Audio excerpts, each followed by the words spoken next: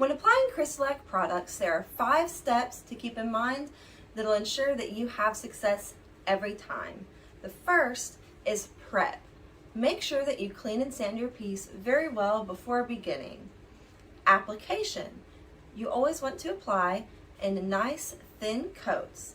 Part of application is step 3, which is our temperature and humidity.